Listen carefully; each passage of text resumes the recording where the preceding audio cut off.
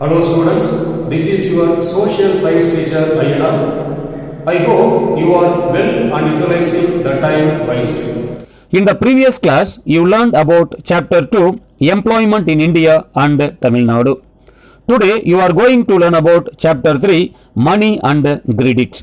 First, we will discuss barter system, coins, natural money, paper money and electronic transaction. Students, watch this video very carefully till the end. Fine. Let us enter into the chapters 3, Money and Credit. Students, take the page number 300. Introduction. This chapters deals with the evolution of money over the years and its functions.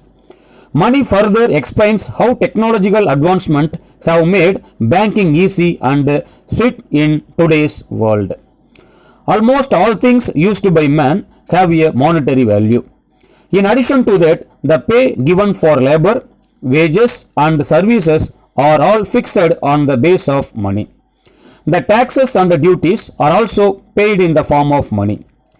We would have been our parents planning the expenses at our home every month.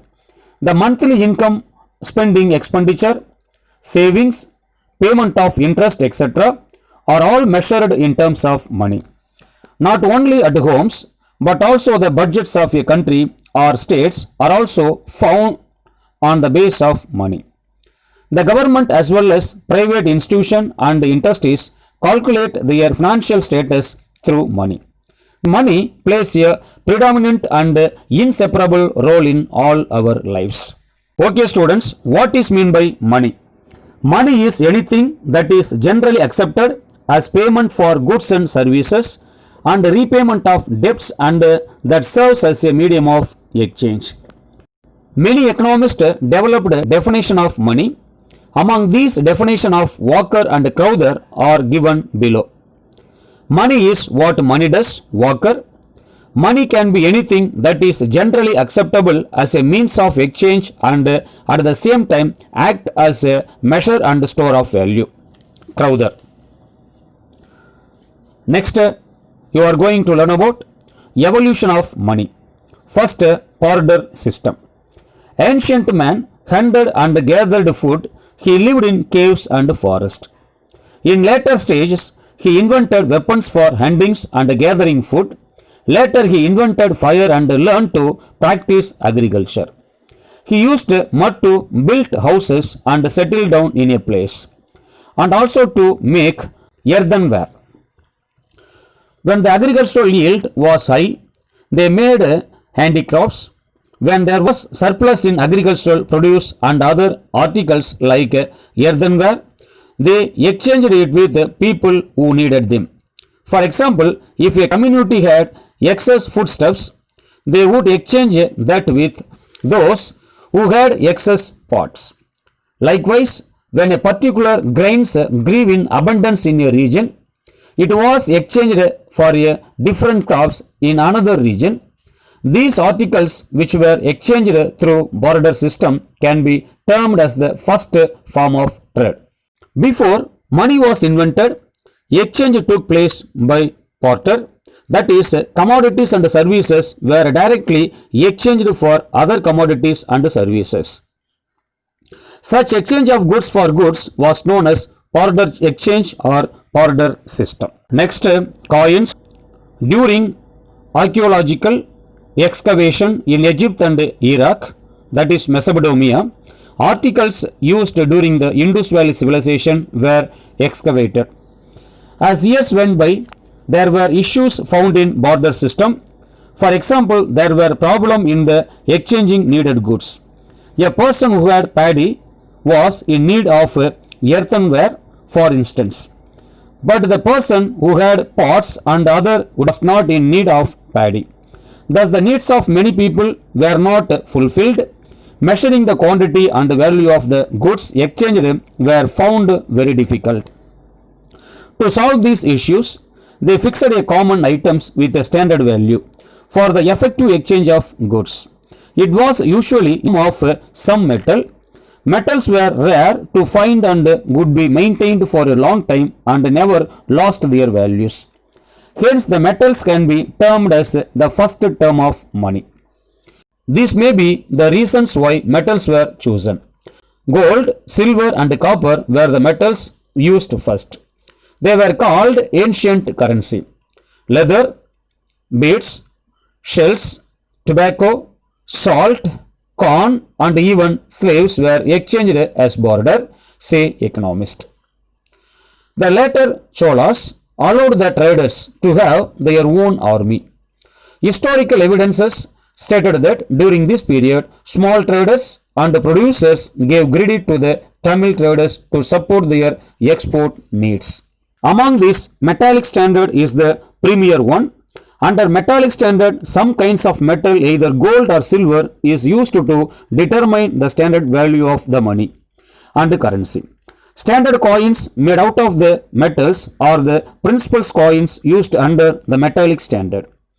These standard coins are full-bodied or full-weighted legal tender. Their face value is equal to their proper metal value. Next, natural money. The metals such as silver and gold gained importance gradually all over the world. So these metals were used as standard value in the exchange of goods. This was called as natural money. Next, paper money. As days went by, issues arose because while trade prospered, there were insufficient resources of gold and silver. Mines also had a limited resource of these metals. An alternative was found and coins were made using metals with lesser value. These were used to buy and sell goods and lesser value. It was used as the money of the poor people. Hence, these coins were printed in large numbers. Paper money came into being as the next stage. This money was without form and people started saving in banks. The Great Economic Depression was also prompted the savings habits of the people. The paper currency standard refers to the monetary system in which the paper currency notes issued by the Central Bank of India or Reserve Bank of India are both circulated as unlimited legal tender. Paper currency is not convertible into any metal. Its value is determined independent of the value of gold or any other commodity. The paper standard is also known as managed currency standard. The quantity of money in circulation is controlled by the monetary authority to maintain price stability. Money has become an inseparable part of everyone's life today. It has changed its form in the economic front. Money transactions are done through many ways in the electronic world. Last, you are going to learn about electronic transaction. One has to visit the bank and fill in the challan or produce a check to withdraw money from his account. Now this practice is generally vanishing. Instead, one can easily withdraw the necessary amount from different sources. First, e-banking. Online banking, also known as internet banking, is an electronic payment system that enables customers of a bank or other financial institution to conduct a range of financial transactions through the financial institution website.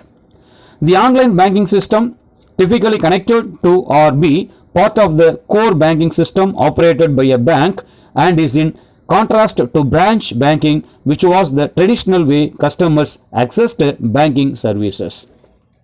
Today, virtual banks have only an internet presence, which enables them to lower cost than traditional brick and mortar banks. Second, RTGS and NEFT. Interbank transfer enables electronic transfer of funds from the account of the remitter in one bank to the account of the beneficiary maintained with any other bank branch. There are two systems of interbank transfer, RTGS and NEFT. Both these systems are maintained by RBI. NEFT operates in off-hourly batches. Currently, there are 23 settlements from 8 am to 7 pm on all working days, including working Saturdays. Therefore, the beneficiary can expect to get the credit for their transaction put through between 8 a.m. to 5:30 p.m. on all working days, including working Saturday on the same day. For transactions settled in the 6:30 p.m. and 7 p.m. batches on all working days, including working Saturdays, the credit will be offered either on the same day or on the next working day. Third, ATM, automated teller machine. ATM transformed the bank tech system when they were first introduced in 1967. The next revolution in ATM is likely to involve contactless payments. Much like Apple Pay or Google Wallet, soon we will be able to conduct contactless ATM transaction using a smartphone.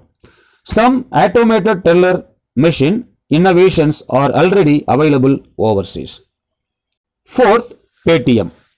Payments Bank. In August 2015, Paytm received a license from Reserve Bank of India to launch a payments bank. The Paytm Payments Bank is a separable entity in which founder Vijay Shekhar Sharma will hold 51% share, 197 Communication hold 39% and 10% will be held by a subsidiary of 197 and Vijay Shekhar Sharma. Next, debit card.